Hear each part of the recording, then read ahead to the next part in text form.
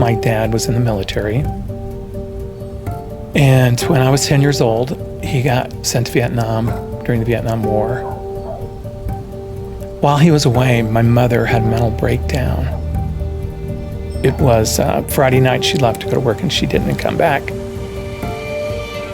And we were left alone for about 3 weeks. We ate everything we could in the house, everything there was to eat, things you probably wouldn't have thought about eating. We were always terrified of getting her in trouble. She told us not to tell anyone. When my mom came back, she had told us that she really didn't remember what happened. But she had gone to my dad, actually, and begged him to see a psychiatrist. He had told her that he thought it would be embarrassing for the family. My parents got divorced, and then we went to live with my dad. It was almost like moving in with a stranger, emotionally. It was really tough. In these teenage years after I started doing drugs is when my dad and I started fighting. We fought all the time. And it was mostly about, God bless him, he didn't want me to hang out with my friends because he knew they were a bad influence.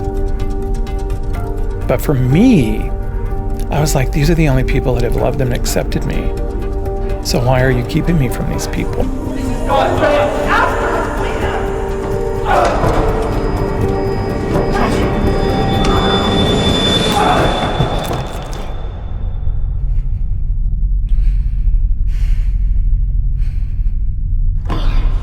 I didn't talk to my dad for 13 years. I didn't speak to him, write a letter, a telephone call, anything.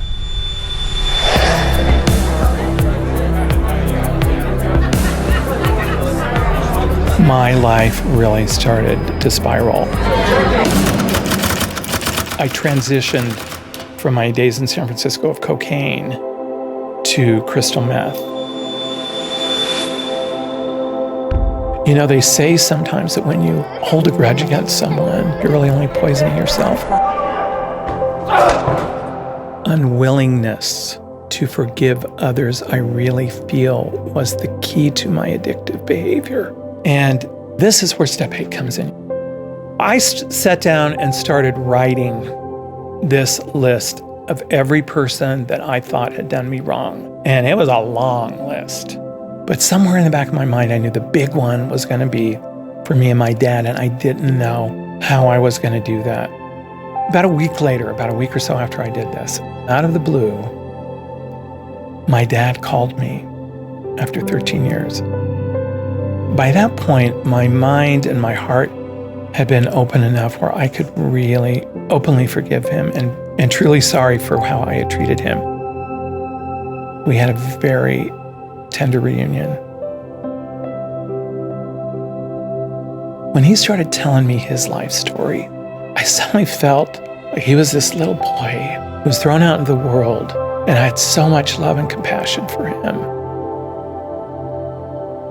And then as I began to share my challenges with him and told him what my life had been like for the last 13 years, he began to cry. And he reached over and he held my hand on the table. We were in a restaurant.